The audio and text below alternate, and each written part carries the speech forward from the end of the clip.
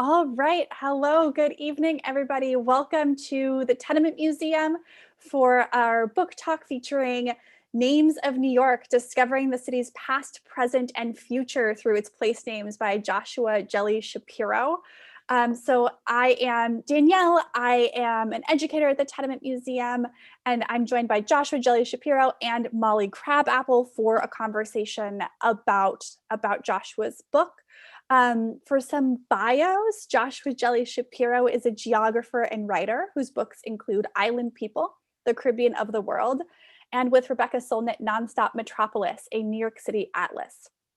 A regular contributor to the New York Review of Books, his work has also appeared in The New Yorker, The New York Times, and Harper's Magazine, among other publications. He is a scholar in residence at the Institute for Public Knowledge at New York University, where he also teaches. Molly Crabapple is an artist and writer in New York. She is the author of 2 books, Drawing Blood and Brothers of the Gun with Marwan Hisham, which was long listed for a National Book Award in 2018. Her reportage has been published in the New York Times, New York Review of Books, the Paris Review, Vanity Fair, The Guardian, Rolling Stone, The New Yorker, and elsewhere. Her art is in the permanent collection of the Museum of Modern Art. Her animated stories, A Message from the Future with Alexandria Ocasio-Cortez, has been nominated for an Emmy Award in the category of Outstanding News Analysis, Editorial, and Opinion. And so we will be in conversation. We are looking forward to your questions for them both that we'll be bringing in at one point as well. But I would like to start by inviting Joshua to read an excerpt from his book to give us a taste of what's to come. Awesome. Thank you, Danielle. And thank you to the Tenement Museum for having me and having Molly. I'm so happy that Molly's here. I'm such a fan of Molly's work. And we've collaborated on a couple little things in the past, but great to be here talking about this city we love and this work I've been doing. And excited to talk with Molly about work she's been doing too. But also, I think extra just pleased to be here at the Tenement Museum, which has been a place that's done such marvelous work to sort of highlight immigrant histories in New York and stories of immigrant placemaking.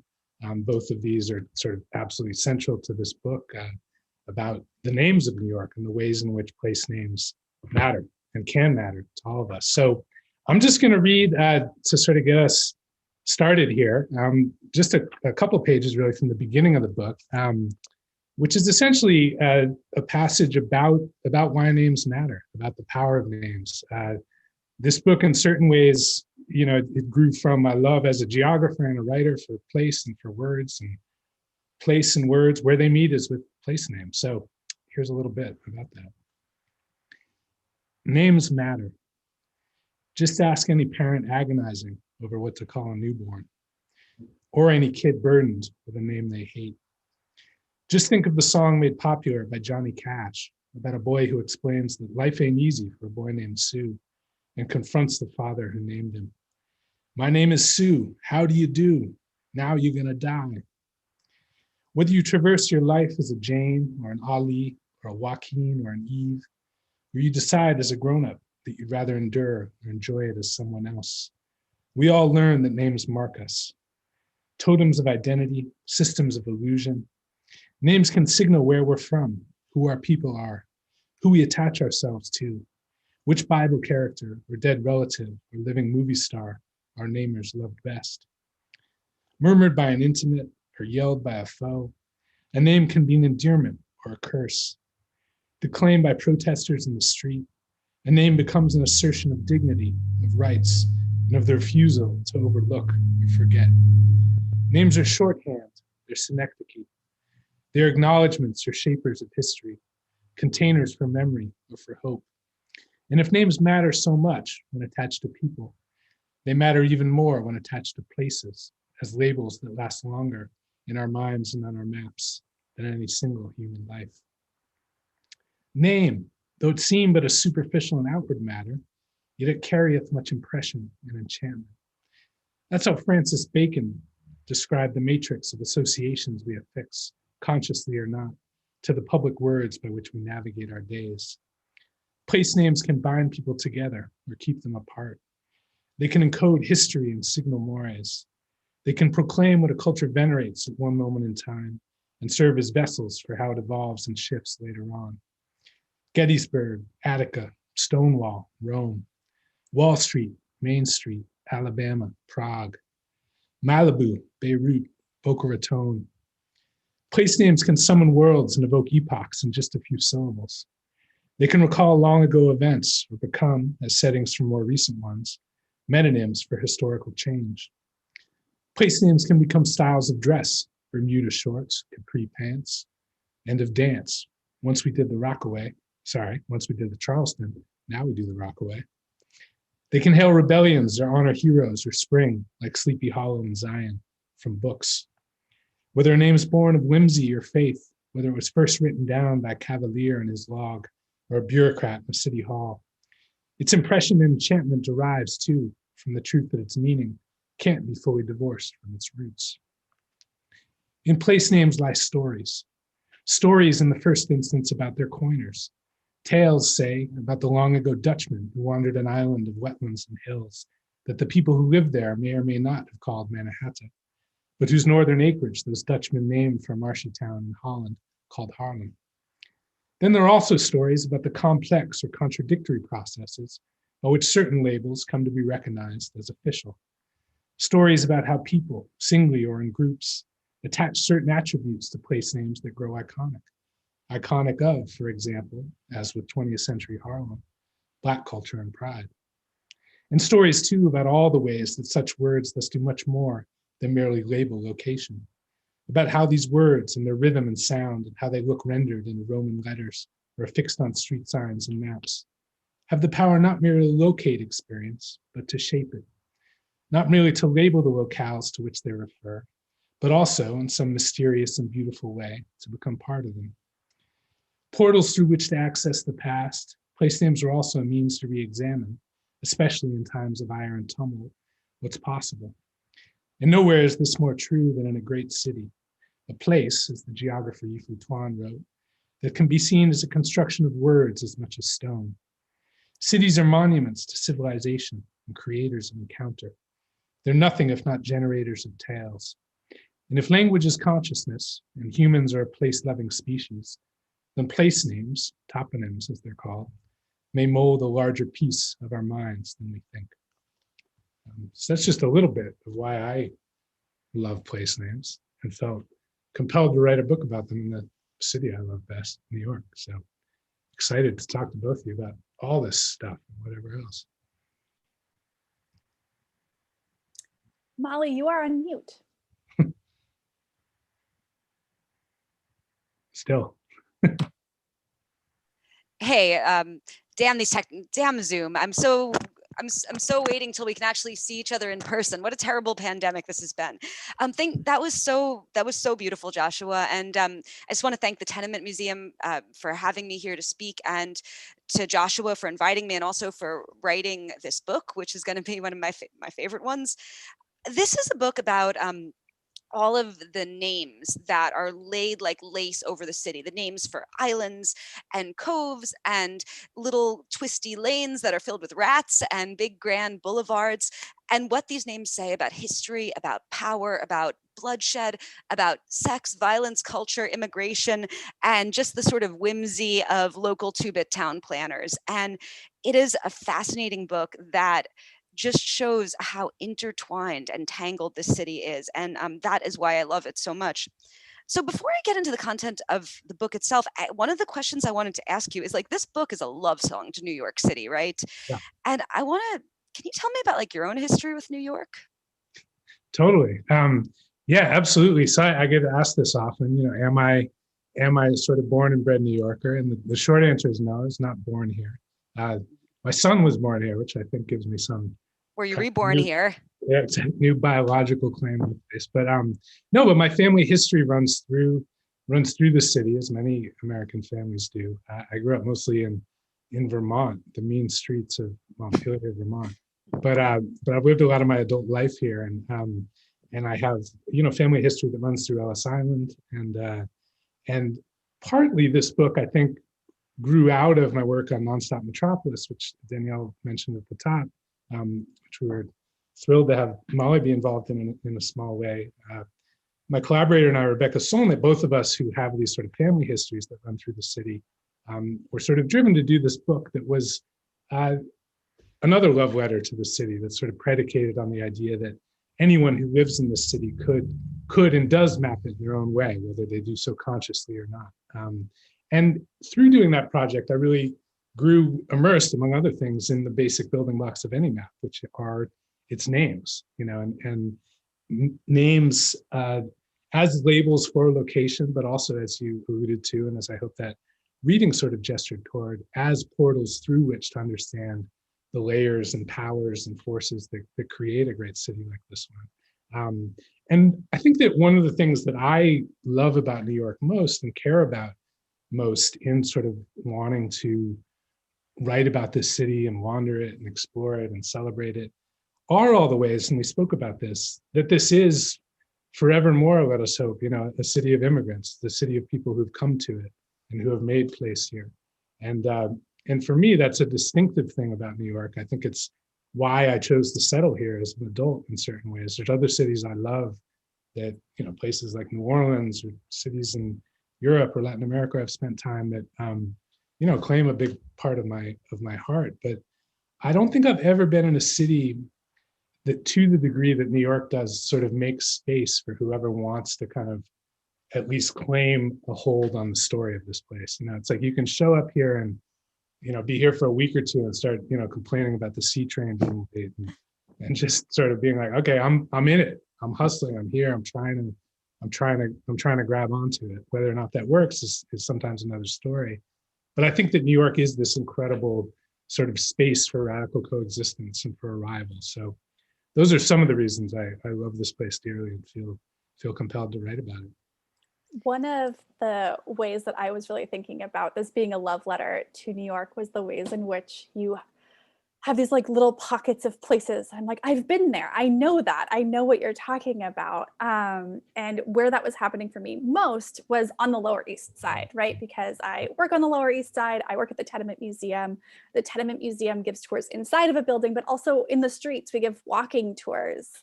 And I was so excited to see the Lower East Side featured in so many different places throughout the book, which was really making me think about how the Lower East Side could be sort of like a case study. Like your book is about New York City, but we could zoom in closer on the Lower East Side to look at Delancey Street, Broome Street, the Lower East Side to Loisaida, Allen Street, the Avenue of the Immigrants.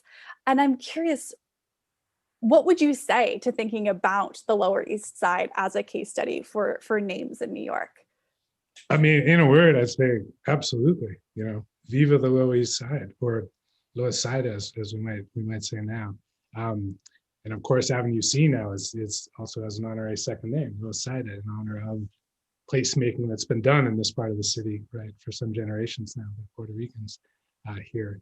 But in any case, no, you're absolutely right. I think that the Lower East Side absolutely is a kind of privileged or special space in the history of immigration to this place, but it's also, as you say, the layers of history that are here. For a long time, this was the estate of the Delancey family. Orchard Street, of course, where the Tenement Museum is, names where the Delancey's old orchard was.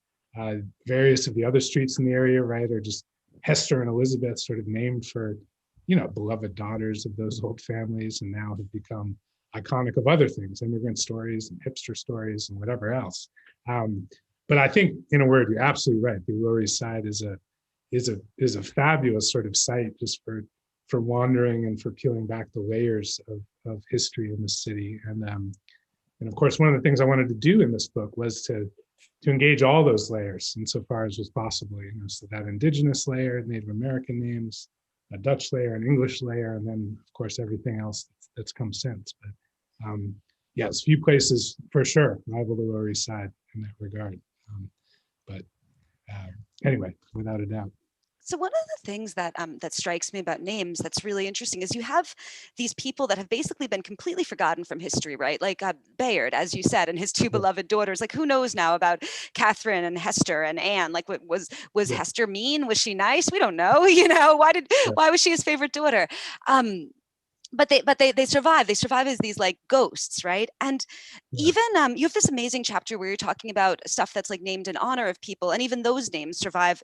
You know, for the moment they have like this sharp significance, but then they survive as ghosts as well. I was thinking, so I'm writing a book about the Jewish Labor Bund right now, which was a Jewish revolutionary group that many of its cadres, after the failure of the 1905 revolution, they fled to New York, where they became like sort of nice progressive socialists. Right. And one of them, Baruch Charny Vladeck, has one of the first housing projects named after him, Vladeck Houses. And I think about this, like Vladeck was not his birth name, it was his nom de guerre. It was his official revolutionary underground name for a banned, armed group. And it's also his name, in honor in this housing project. And the people who are there, I'm sure they don't know who Vladeck is. I'm sure that it's just a name. And to me, that's something that's so interesting about history, that things survive, but just get reduced to syllables that then take on a totally different meaning. And you had this one line, I loved it. And I loved all your work on Indigenous New York too. It was, what's more American than naming stuff for people you killed? And it's about all of the indigenous names, very often, which aren't probably even the real indigenous word. They're just like what someone misheard or said they heard or thought sounded indigenous. And I wanted to ask you to speak a little bit about the indigenous history of New York, because I think it's something not spoken about enough. Absolutely. No, and what you've just sort of gestured toward, I think, is this thing that's long fascinated me about place names, the ways in which, and I think there's people who care about words and how they sound, this sort of maybe makes intuitive sense to writers, but it's a sort of funny thing to register, the ways in which so often what determines what makes a name stick or not is kind of how it sounds. And it's interesting, I mentioned Harlem earlier. Harlem is this thing of, named after this Dutch village, kind of unsavory set of associations with it, Dutch West India Company and so on. But, thank God that when the English showed up and tried to change the name of Harlem to Lancaster, which they did, thankfully they didn't succeed, because who needs the, Lancaster Renaissance? It just would not have the same ring, and like we're partly attached to Harlem because of the ways it lent itself to poems and to songs and all the rest. But yes, indigenous names. It was one of the joys of this book, really, was digging into the history of all the indigenous names in New York, or indigenous derived, I should perhaps say. Of course, we know Manhattan, but there's so many more. In Brooklyn, you have Canarsie and Gowanus, you have Rockaway in Queens, you have Maspeth, which means bad water in the Muncie language of Lenape, which, if you've been by Newtown Creek, is kind of amusing. You have obviously over in New Jersey, you have Hackensack and Hoboken and Passaic and Hohokus and all the rest. And in digging into the sort of meanings of those names, and over the recent decades, we've had some wonderful linguists and activists who really revived an interest in the Muncie Algonquian language that's spoken by the Lenape people, who Henry Hudson and others encountered when they reached this place. Many of those names had there was sort of guesses and sort of stories about what they meant. Many of them, as you said, are uncertain in their origin. It's someone hearing someone say something and write it down in Roman letters that in an orthography that is not sort of native to that language. But one of the things I was interested in looking at that is just the dynamics that go into that. In this country, we have 26 states that have a Native American or Native American derived name. We have countless towns and counties and rivers and lakes. And clearly, the people who were empowered to sort of write down names on maps, which is to say, for long stretches of our history, colonists and settlers and map makers who were claiming territory, had this attachment to Native American names or Native American sounding names. And it's a curious thing, but I think Walt Whitman maybe sort of described the dynamic best. And it's a kind of twisted dynamic, of course, because it's about sort of voicing an attachment as you're pushing people off their land. But he said, I was looking for some savage and luxuriant syllables. I think that's his words. He said, behold, the Native American names, they all fit. Mississippi, it rolls a chute 1,000 miles long. Mississippi is this wonderful name, so fun to say. But Mississippi River is a kind of redundant phrase. Mississippi means great river. So Mississippi River means river, river. Anyway, many of these names have sort of curious stories like that. But there is a fascinating and layered history around how we came to sort of have so many of these names. And I'd be remiss not to say that, again, one of the real joys of this book was sort of contacting and getting to know some of the people who, culture bearers and activists who are, feeding a sort of deeper engagement with the Lenape people, most of whose descendants are now in Oklahoma or Ontario. There's not many of them, but they are still with us, thankfully. And there's some wonderful people who are keeping the language alive. And I was able to attend a couple of language classes where people are sort of nurturing it and keeping it going. But anyway, that's a bit of sort of, I think, what goes into the dynamic around Native American names. But as we said, I think stories, whether it's stories or names from the history you invoked of the Bund, or sort of people whose names are attached to certain places and then become indicative of that place without necessarily indicating the history for people who live there. But I love thinking about the ways in which they can be made to tell those histories and sort of become portals through which to understand the past again.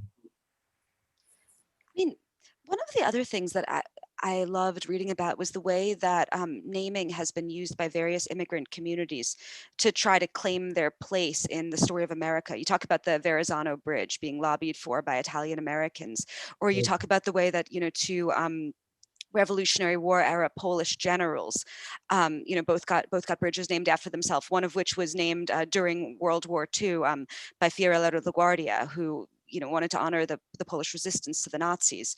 And can you talk a bit about the ways that immigrants, communities, and specifically have used place names to insert themselves into the city and to make themselves visible and show that they're part of the city's story? Absolutely, yeah. It's a fascinating sort of set of stories there, and most recently, in part because New York has become especially kind of prolific and liberal in allowing these honorary second names. Since the 1990s, especially, sort of allowing city council people and communities to affix these things. And so now you have this wonderful array of different constituencies or groups who've sort of worked to officially get their sort of enclaves named. Little Haiti now out of Flatbush, or Mount Everest Way in Jackson Heights to honor the new sort of immigration from the Himalaya. Or others I love, Brooklyn Chinatown now in South Brooklyn. The moniker is sort of 8th Avenue is how people know it, in part because that's the main drag, but in part because the number 8, signifies good fortune and good luck in the culture of the people who use that name. Another one in Queens, Chapanero, people from Colombia call Jackson Heights after the name of a sort of desirable district in Bogota. So there's these ways in which this is happening again and again and again all the time. But I think that reaching further back, and to think about the sort of 19th century moment, early 20th century moment, of course, where the Tenement Museum is here on the Lower East Side, Orchard Street was long a sort of a center of, various sort of ethnic communities, but once upon a time was the center of Klein Deutschland, right? It was the center of German New York. And in the 19th century, Germans were a highly visible ethnic group, in a way that they became not that because it's sort of were assimilated into the mainstream of American whiteness. But later on, obviously, it was a Jewish enclave, home to 500,000 Jews, the sort of largest concentration of Jews anywhere in the world for a time, right? And so it's a fascinating thing to think about the ways in which people name where they are, or just riff on the name of what's there to name it. Because I think Lower Side is this wonderful sort of example of that, where later in the 20th century, right, this part of Manhattan becomes home to many people from Puerto Rico. And sort of there's a density of community and a sense of identity tied to this place as both a place and an idea. That essentially becomes a riff on this banal sounding English phrase, Lower East Side, to become this kind of marvelous Spanglish evocation of place and identity, Lower Side, right? And I think there's so many examples like that throughout the city of people riffing on the sound of something to make it their own. And so I love those stories. And One of the renaming, things, oh, sorry. no problem. One of the things I really love about Klein Deutschland and the Jewish East Side and Lower Side is sort of the duality of all of those, and that it evokes a different geography than the one that you're in, but it evokes an imagined geography at that, because Klein Deutschland, Germany doesn't exist when Little Germany exists on the Lower East Side. The Jewish East Side isn't like there is not, it's not talking about like a Jewish place that once existed. It is the Jewish place, right? And Lower East Side doing like a similar thing over and over again, so that mix of the old and the new really coming together. Absolutely. It's a way, it's also the sort of, speaking of the ways in which different geographies are laid on to different places. I love the story, for example, of Bloemendaal, which is the roots of the old German Bloomingdale district for the Upper West Side. And that comes from way back in Dutch days when these men, perhaps the same one who named Haarlem, essentially named the area to the west of Haarlem Bloemendaal, the Valley of Blooms, in part because there was a place called precisely that to the west of the Haarlem in Holland.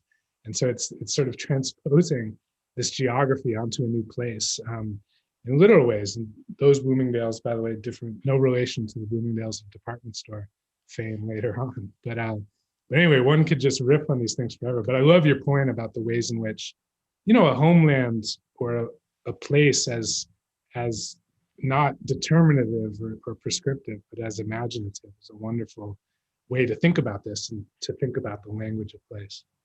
One of the things about place names that's very interesting is that they change, right? And when the ways that they change often show a shift in power. I'm thinking of, there was this ridiculous Tucker Carlson episode a few years back where he had somehow heard that in Little Haiti they were going to name a street after Jean-Jacques Dessalines, the first emperor of Haiti and the man who finished the Haitian Revolution that ended slavery. And Tucker was so angry. He was fulminating. He was just so angry that they were going to name this. And he's like squinting, just in rage, how could this be done? But it's because it's a shift in power, right? That's why Tucker's screwing up his little piggy eyes, because he knows that this means that Black people have more power to assert their history, more power to assert their humanity. And it really angers him. And I think your book, it does a great job of showing that this isn't just a recent thing, right, where people just now are tearing down statues and changing names, but it's actually something that, as long as America has been an independent republic, and even before, was being done. You talk about how one of George Washington's first acts was to tear down a statue of King George, and about how all of these streets in my neighborhood that used to have these names, like these wonderful names, like Little Queen Street and Crown Street. Crown Street became Liberty Street afterwards. Can you talk about names and power and that sort of change? Yeah, absolutely. I mean, that moment, the revolutionary moment, of course, was this big one. This moment for getting rid of sort of reminders of England, of Englishness and the crown. And as you say, getting rid of references to George and Prince and King. Well, we still have Prince Street, actually. Prince Street's around, but all the queens and kings are gone. And also, by the way, interestingly, Delancey, right? The Delancey family was sort of run out of town for being loyal to the cause of the crown. Delancey Street stayed, but they were run out of town. Interestingly, by the way, similar story, Rivington Street. Rivington would have, also on the Lower East Side, Rivington was the publisher of the leading kind of loyalist newspaper at that time. And so you would think that he would have lost his street name there, but it turned out after the war that he was a double agent feeding information to Washington and his people. So thus we still have Rivington Street. But no, as you say, I mean, I think these sort of moments in history when a new power comes to be, right, marks a shift in naming, absolutely. One of the things that was fascinating about that era in American history and New York history was that not only did it mark sort of a lot of changes of names, but also just a way of conceiving of streets and a way of conceiving of addresses and urban space. Anyone who's been to England knows that people still talk about, you live on Broadway, or I should say, in England, you say, I live in Broadway, or I live in, Little Portland Street. Here we say, now I live on whatever street it is, like we live on a river. And part of that is because after the revolution, there was a shift from the sort of British custom of changing the name of a street every block. So it's just a discrete sort of place, to thinking of streets like a river that sort of run through the entire street and sort of have a continuity to them. So even the kind of ways in which we think about place changed at that moment. But of course, sort of power, who has power when, determines who's sort of putting their names on maps. So it's easy to talk about the sort of British era, the Dutch era before that. Today, you could talk about the era of, big real estate developers who get to name neighborhoods and sort of. Oh, kill me, please. Like Yeah, Hudson Yards, may it fall into the ocean. All the acronym names of the word, get rid of those. Soho and Tribeca and so on have innocent starts in those communities, but now it's become, Bokaka in Brooklyn and Sobro, God help us, in the South. We'll never catch on. You could practically see the khaki shorts and the sort of popped collars and like the NYU communications degrees just sort of floating through that. Precisely. So all these things are, there's ways to just chart power. But I think one thing, even to just sort of zoom back in history for a minute to another transition, is it's fascinating to look at even when the sort of moment when the Dutch give way to the English in 1664, and the ways in which the English, eras are not discrete. There's always sort of holdovers from before, and one era bleeds into the next. And so, of course, there's all these sort of Dutch phrases that the English sort of take to, like, all the kills that we still have, which people are like, what the heck does that mean? Fresh kills, well, it's just the Dutch word for creek. The English, perhaps because it reminds us of an English name, they kept it. But there's so many, an English word, I should say, but there's so many examples of places that the English seem to just like the sound of what the Dutch had done. Like Coney Island, for example. It's like Coney Island in Dutch, in Old Dutch, meant something. It meant island of rabbits, right? And the English kept it as just Coney Island, and now it evokes, summertime and amusement parks and sort of the glories of southern Brooklyn. But it comes from something that actually meant something in Dutch. And there's so many examples like that. So I'm fascinated by the ways in which sort of one era does bleed into the next, and then sort of names take on a life of their own. And as I say, countless examples of that. Speaking of Coney Island, one of sort of the charming bits I know from studying a lot of languages is that, Luna Park, the iconic, amusement park in Coney Island that's lately been redone in sort of ticky-tacky corporate form. Yeah. The word Luna Park in many languages, including Turkish, which is where I first found it, just means amusement park. Amazing. Like in languages across the world, when people want to talk about, their amusement park outside of Edirne, it would be a Luna Park. So cool. And it's like, this is, not far from there in Jamaica Bay.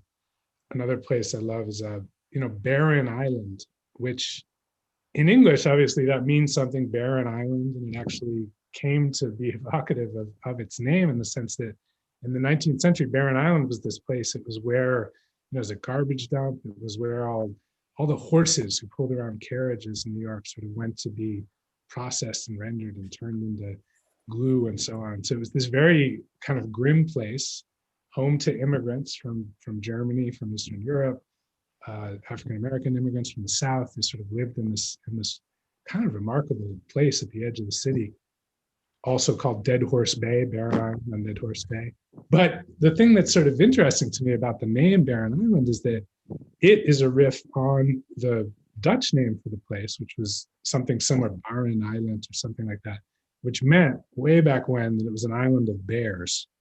And so the English sort of just riffed on this thing, Barren Island, to say, okay, it's Barren Island, we get it, and we're going to put a dump there. And it kind of becomes its name. It's almost Luna Park somewhere in certain ways. But the ways in which, anyway, fascinating, the ways in which names can sort of become what they are and sort of mean different things in different languages, and create place in that way, by way of riffing, in a sense. So we are starting to get questions coming in for our viewers.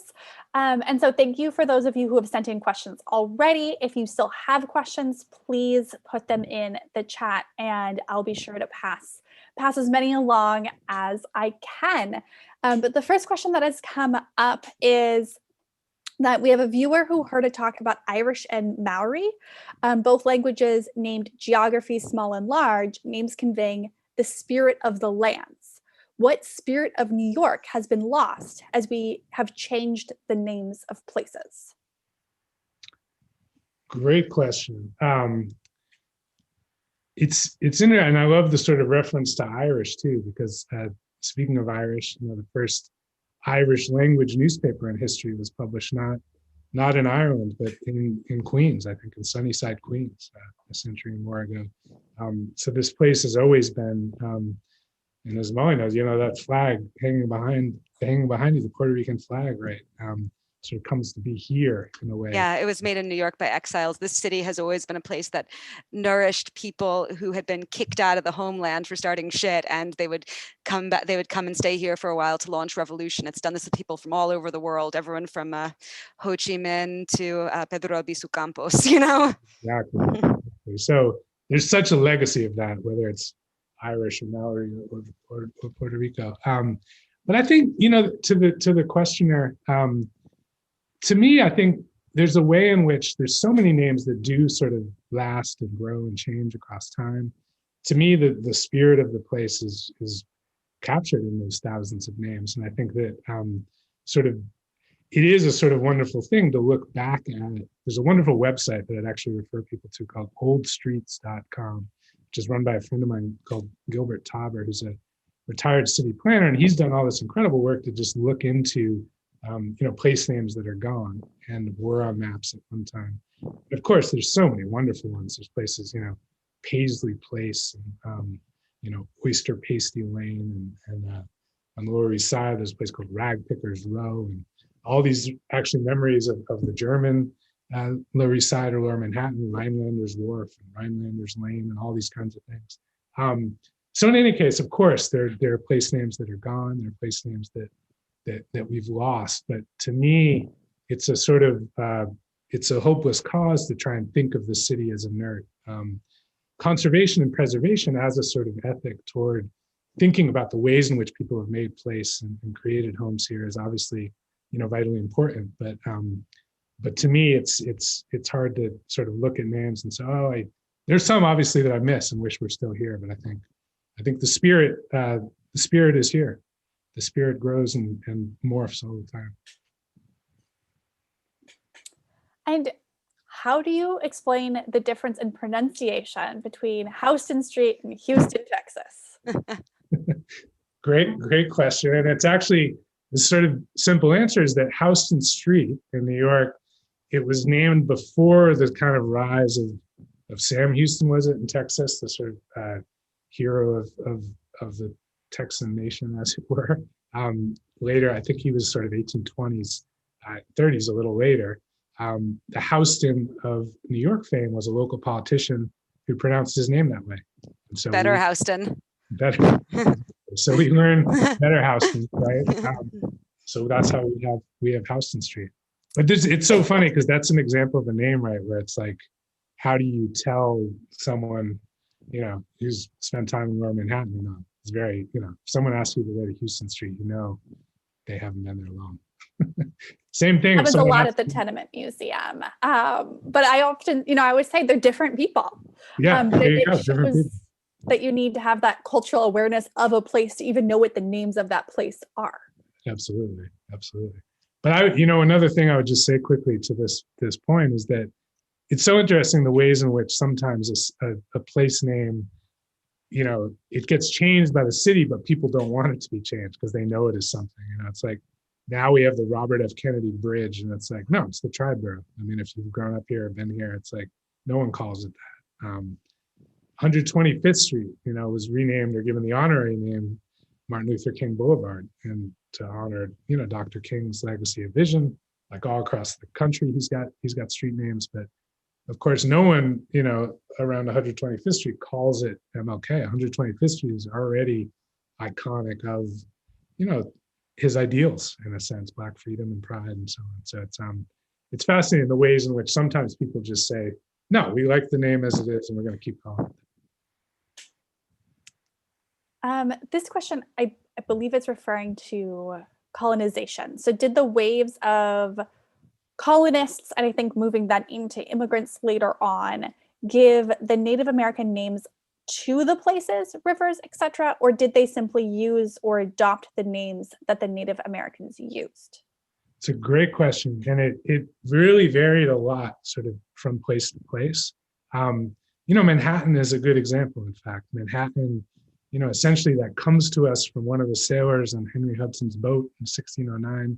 He writes down in his log that it seems that the native people here call this side of the river Mannahatta. We don't know exactly what he heard, and there's been argument ever since as to what exactly he heard, what it meant. Some people think he might have just heard Menating, which means island in Muncie. Some people later on said it meant island of hills. Our best guess now is that he may have heard Mannahatton, which means place where we gather the wood for bows and arrows. So in any case, there's tons of debate, and there's similar debates around many, many other names like that. Others are, north of the city, Kensico, for example, and Katona are names of sachems, of native leaders in that area who sort of were party to land deals that transferred those lands to people. So all that is to say, I think in some cases it would have been, yes, an actual conversation, say this is our name for this place, it gets written down on a map. In others, imaginative leaps were made, or people riffed on something they heard or named it after a leader they met. So it varies a great deal. I think my favorite one like that was how Tammany Hall came from a Lenape chief. Absolutely. It's like that.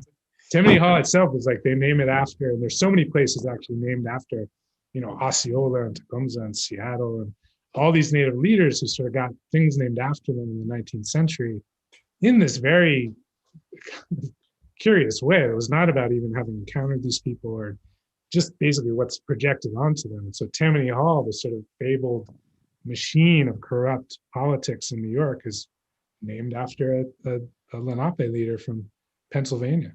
By the way, another Lenape place name, people don't know this, Wyoming.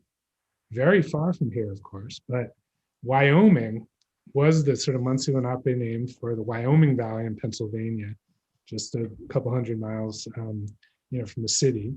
And essentially in the 19th century, there was a famous poem or song called Gertrude of Wyoming that was kind of in the air when these settlers were heading out west. And they essentially reached the place we know as the state of Wyoming and named it Wyoming to kind of evoke Native Americanness. It's a word from way back east. So all kinds of curious stories like that about how these names get affixed to place. One of the things that I spent a lot of time thinking about when I was reading was, I think you've touched on this a little bit already, but in the mid 19th century, when people are like, we should name things that just sound Native American. And so it's this collection of syllables that have either that weren't intended to have meaning by the people who are naming it. And that really, for me, brought up Tammany Hall again, thinking about these Native American symbols, but reappropriating them to use by an often white immigrant population who was working to claim ownership or belonging to a land that is no longer seen as Native American. And that is such an interesting Absolutely. layer. The way to become American, right? To adopt these, as Whitman put it, savage and luxuriant names. Right. Right. One of those passages that I just loved so much about it, even though you were poking at Jane Jacobs, which is blasphemy, but that's okay, is as she and our wiser city planners know, big plans and little ones too often don't turn out as planned, and the city's people, pulling meaning from the grid, have always had a way of making places and of naming them for themselves. And to me, I love this because it evokes the way that there's like a top-down city that's with rules and laws and committees and plans, and then there's the city of like people shooting the shit in a parking lot and and drinking beer and making their own lives legendary, right? And one of the things that I think I mourn the most about how the city has been developed over the last few mayors is you have these spaces like Hudson Yards where I can't imagine that happening because every bit of it is so controlled, right? Even their alleged public art sculpture, I think that the company who made it has ownership of any photos you make on it. So like, how do you see in the future, how will people keep building the city for themselves like that? Yeah, it's a wonderful and vital thing to be pondering, I think. And Jane Jacobs, no, as you say, was one of our great thinkers about this. And I think one of her great contributions was to say that, plans are all well and good, but the sort of ways in which the city is made and remade every day are by the ways in which people inhabit and shape it all the time. That's what the city is. And so I think that, thinking about the ways in which we can have neighborhoods that allow that to happen. And of course, she has a kind of interesting legacy because the sort of push toward preservation in the West Village has made the West Village in part, okay, now, yes, you can't knock down any buildings, but now it cost $10 million. So it's become this tricky thing around, okay, preserving it is obviously this marvelous thing. Preserving space for people to remake place and to create place all the time is at least as important. And I think that, as you say, developments now that are essentially not creations of public space, they're private space, sort of masquerading as public space, they absolutely forestall the ability of people to shape them and to remake them. And I think that that's absolutely a big problem. And so I think that, insofar as planning and policy have a role to play in this, it is about sort of creating or helping to abet the creation of public spaces that people can then shape and use however they might. And that can take many forms, but it's a vital cause to be invested in, without a doubt. I mean, I think about two recent sort of renamings, which were Zuccotti Park being made into Liberty Park during Occupy, and City Hall Park being named into Abolition Park during the last summer's uprising. But I'm sorry, Danielle, you were saying? That's totally fine. I was just bringing in a question from a viewer that I think goes nicely into this or fits into this conversation that we were having. Is it true that many of today's neighborhood names are creations of real estate brokers? And if so, which ones? Yeah, no, it is true in the sense that there are many of these names, and I alluded to them, and I'll just sort of stick to the kind of acronym ones for right now. That this began with, Tribeca, which stands for me and signifies the triangle beneath Canal Street, which when it was coined back in the 70s was coined by sort of local residents and artists, and it described a very small area. That then it became like a hip name, and those who had an interest in kind of selling that part of Manhattan as a commodity, as a place to live. Now Tribeca describes a much larger area than it did. And that was kind of the template along with Soho for these things. But now you have, for example, Dumbo down under the Manhattan Bridge, right? Is essentially a creation of the two bridges of the entity that sort of really built up Dumbo and made it the super desirable neighborhood. And then you have these funny sort of appellations, like I mentioned Bokaka, which is this kind of tag for brownstone Brooklyn. It means Borum Hill, Carroll Gardens, and Cobble Hill. So essentially this way in which people who want a way to describe a kind of desirable neighborhood, Nolita, Nomad, there's a bunch of these now. And sometimes they have their birth in sort of an affectionate nickname, but often then they really get taken up by sellers of real estate, which is, where the money is. No go for North Gowanus. No go for exactly. Did the transition from Dutch to English control cause a complete renaming of streets, or was it partial? Totally partial. And it's interesting because many of the places, I mentioned Harlem, we mentioned, I'll give you some other examples that the English just kept, I think, because they liked, for some reason, they liked the sound or they liked the evocation of this Dutch past. The Bowery, for example, comes from Bowery, which is the old Dutch for farm road. It led to Peter Stuyvesant's farm. Leaker. There are many, many names, of course, which date from the Dutch time, which the English left in place. But many of the streets in lower Manhattan, it's interesting, actually, what was New Amsterdam, essentially the English down there basically renamed everything. There were many Dutch, obviously there were Dutch place names, and now they're, William Street and Maiden Lane and Wall Street, which marks what was once the northern periphery, the wall that marked the edge of the old city of New Amsterdam. And speaking, by the way, of historical markers, I'd be remiss not to mention that, and this also grows out of the kind of Occupy movement in the city a decade or so ago, the effort to kind of mark history and to sort of tell different histories in place. For me, there's no place more powerful in the city right now than on Wall Street. There's now a marker that denotes where the main slave auction block was in the city in the 1700s. People don't think of New York as a slave port, but of course it was.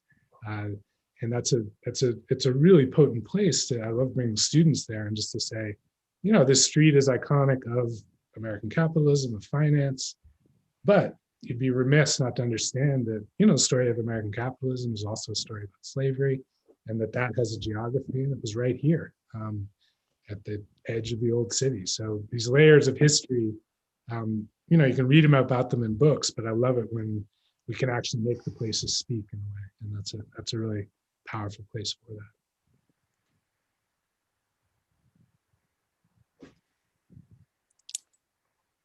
So we have a question that it's quite specific. We have a viewer who says that their Protestant Irish ancestors settled in Chelsea and want to know what they would have called that district in the 19th century. Such a good question.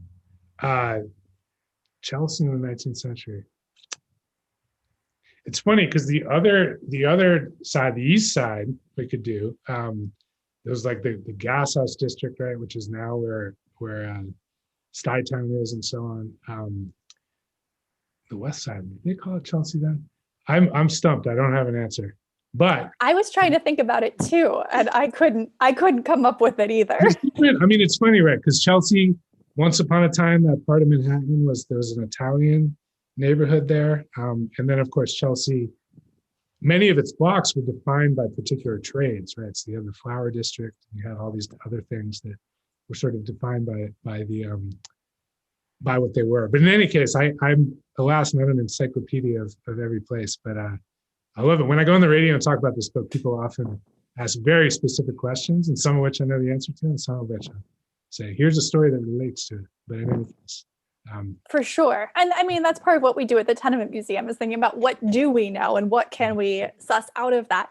And something that just makes me think of is that something that that is a neighborhood today wasn't necessarily a neighborhood 100 years ago, like the way that borders shift and change and go from discrete places to shared spaces. And even, you know, speaking of the Lower East Side, I'm sure you can speak to this, but my understanding is that the Lower East Side, as a descriptor for that part of Manhattan, used to extend up into now what's dubbed the East Village. And actually, speaking of kind of real estate logic, my understanding is that part of that shift was about the Lower East Side, you know, some decades ago, was still not a sort of saleable place. It wasn't in the 70s and 80s, right? Right. It wasn't a desired or desirable place. Whereas the Village, you know, it had its bohemian kind of allure. So you say, oh, let's just call that the East Village, you know. But once upon a time, that was the Lower East Side too. So. Yeah, I mean, every time that the neighborhood has had a name change, the neighborhood boundaries have shifted. Like Klein Deutschland or Little Germany was sort of squarish, rectangular-ish, whereas, you know, the Jewish East Side moving to the East Side, depending on who's saying what and when, was sort of this long, skinny situation. And so absolutely, they're not exact, or what, you know, Lower East Side or Lower Side is not exactly the Lower East Side, right? And so all of those have a little bit, those borders get fuzzy, and I love those fuzzy borders. Absolutely. You know, and speaking of sort of old nicknames for this part of Manhattan, we were talking before we went on, Molly and I, about, you know, once upon a time it was known as the lung blocks, right? Because of the sort of preponderance of TB and of illness, right? That was about density of population, sanitation, all these sorts of things. And so that when, you know, the sort of advent of public housing takes place, right? In the 30s and 40s, all the rhetoric was about, right, let the air in, let the light in, let the sun in. We're going to get rid of these sort of darkness of these tenement blocks and sort of create these new homes for all New Yorkers, right? And of course, the story of public housing, we don't need to get into the sort of long arc of it, but right, the creation of these places that were full of hope and were a kind of remarkable harbinger of progress for some time, and then became, through disinvestment and marginalization and all the rest, these sort of symbols of downward mobility or marginalization. And so there's a whole kind of saga to talk about this sort of advent of public housing and its history. But that story also starts, by the way, where else on the Lower East Side. So there you go. One of the things I love to think about with that is that each new form of housing is sort of meant to solve the problem of light and air. And so that's how you get a tenement. Tenements are built because they're purpose built to house multiple families at once, which we would now call an apartment, right? But then we were like, but we need more light and air. These didn't create enough light and air for all of these families. So they're like windows in all of the rooms to the outside to get light and air to go through. They're called tubercular windows. Right. And then we move into public housing being like, that's how you get more light and air. And of course, we're in now during COVID, all of us are obsessed with light and air, sort of in this tubercular era that they were. So there's absolutely no, it's kind of come full circle. And it's another thing about the sort of naming of NYCHA housing projects, right, is that I write about this in the book that, when they first started, it was these, mainstream kind of Ulysses S. Grant or other 19th century figures, Farragut, Marcy, these old, naval generals and so on, or admirals, I should say, commodores. And then, of course, in the 60s and 70s, as NYCHA housing became, dominated by New Yorkers of color, especially African Americans and Puerto Ricans and Dominicans and so on, there was a whole politics around naming them and renaming them, such that now you have this whole kind of archipelago of places named after heroes, for example, of Puerto Rican liberation struggle, and of you have Boring Cane Plaza and Molly, what's the name of the woman who sewed the flag in the Bronx? Oh God, I should was it Brazetti? I forget. Yeah, no, you got it. Yeah. Exactly.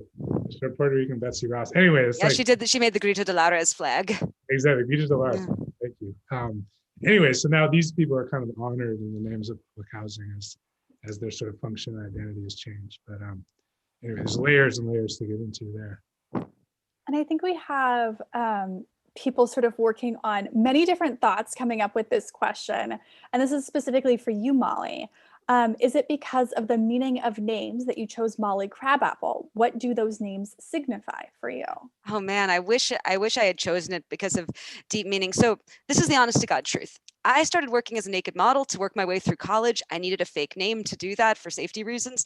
And Molly Crabapple was a nickname that a guy I had a flirtation with back in Paris had given me, and I just needed something to put on a form. And it's been 18 years since, and I've kind of stuck with it. I wish I had had some brilliant thought that I put into it, but alas, I didn't.